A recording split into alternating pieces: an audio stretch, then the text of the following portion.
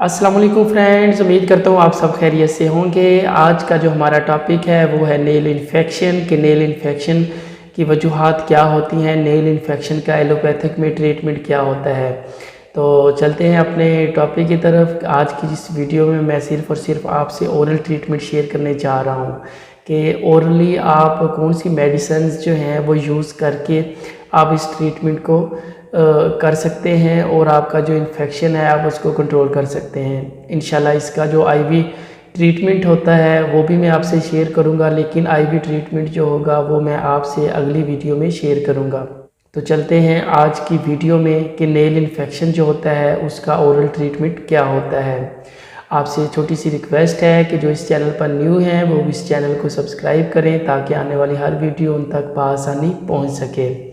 बात करते हैं नेल इन्फेक्शन। जिस तरह आपने देखा होगा कि बहुत सारे आपके इर्द गिर्द में लोग होते हैं जिनके नेल का बड़ा इशू होता है, यानी उनका जो नेल होता है वो अक्सर आए दिन उनके हाथ का या पाँव का नेल पका हुआ होता है, जिसकी वजह से वो बड़े परेशान होते हैं और दर्द में मुब्तला होते हैं और वो डॉक्टर हज़रात के पास जाते हैं, बहुत सारी मेडिसिन इस्तेमाल करते हैं।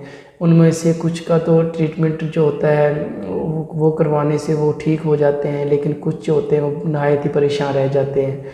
तो आज इस वीडियो में मैं आपसे एक नहायत ही आजमूदा और ज़बरदस्त ट्रीटमेंट जो है वो मैं आपसे शेयर करूँगा।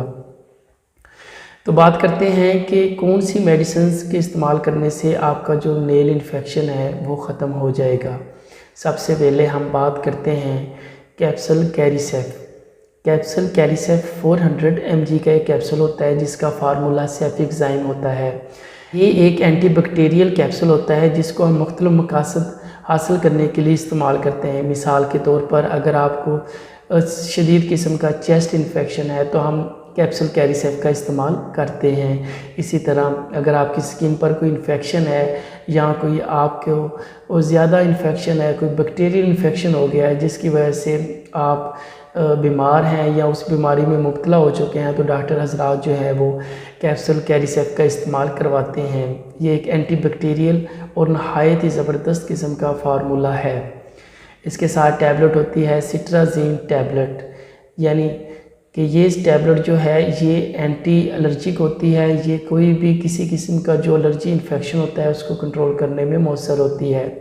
इसके साथ अगर शदीद पेन हो तो बोरन टैबलेट का इस्तेमाल किया जाता है। बोरन टैबलेट जिसका फार्मूला डाइक्लोफेनेक सोडियम होता है। इसके साथ इंजेक्शन जो ओरली लेना होता है वो इंजेक्शन इन ड्रॉप डी होता है। इस इंजेक्शन का भी आपने साथ इस्तेमाल करना होता है। ये विटामिन डी का एक कैप्सूल होता है जिसको आप अमूमन अपनी लाइफ में यूज़ करते हैं या फिर आप दूसरों को यूज़ करते हुए देखते भी होंगे। और इसका इस्तेमाल जो होता है वो दूध में किया जाता है या फिर आप इसको किसी भी फ्रूट के जो जूसेस वगैरह हैं उसमें डालकर भी इस्तेमाल कर सकते हैं। अब बात करते हैं टैबलेट सी कॉन की। सी कॉन टैबलेट जो कि सिर्फ़ और सिर्फ एक चूसने वाली टैबलेट होती है, इसका भी इस्तेमाल इसी के साथ करवाया जाता है।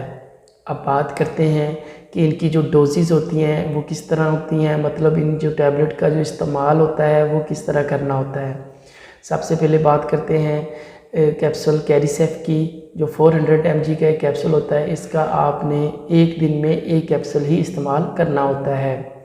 दूसरे नंबर पर बात करते हैं टैबलेट सिट्राजीन की। टैबलेट सिट्राजीन 5 mg की टैबलेट आपने सुबह शाम एक एक गोली का इस्तेमाल करना होता है।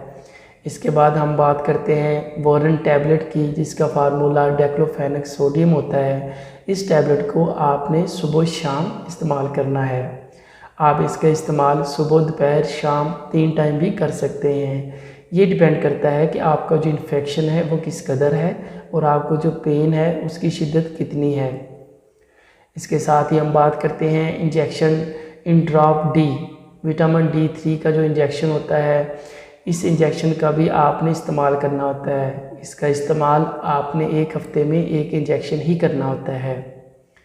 इसके बाद हम बात करने जा रहे हैं टैबलेट सी कॉन की। सी कॉन टैबलेट जो कि एक चूसने वाली टैबलेट होती है, विटामिन्स की टैबलेट होती है। इसका इस्तेमाल आपने सुबह शाम एक एक गोली करना होता है। इस ट्रीटमेंट को आपने 5 से 8 दिन के दरमियान तक इस्तेमाल करना होता है। इंशाल्लाह इसी के इस्तेमाल करने से आपकी जो नेल इन्फेक्शन है वो कवर हो जाएगा। आज की वीडियो में इतना ही। इंशाल्लाह मिलेंगे अगली वीडियो में कि नेल इन्फेक्शन का आईवी ट्रीटमेंट क्या होता है।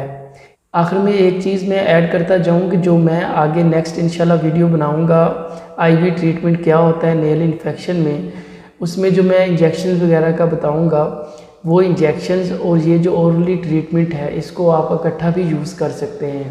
बाज़ औक़ात कुछ लोग होते हैं जिनको इंजेक्शन से एलर्जी होती है तो वो सिर्फ़ और सिर्फ ओरल ही ट्रीटमेंट का इस्तेमाल कर सकते हैं या ओरल ही मेडिसिन का इस्तेमाल कर सकते हैं। तो लिहाजा अगर प्रैक्टिशनर हज़रात किसी पेशेंट को दोनों ही इस्तेमाल करवाना चाहते हैं एक ही वक्त में तो वो करवा सकते हैं।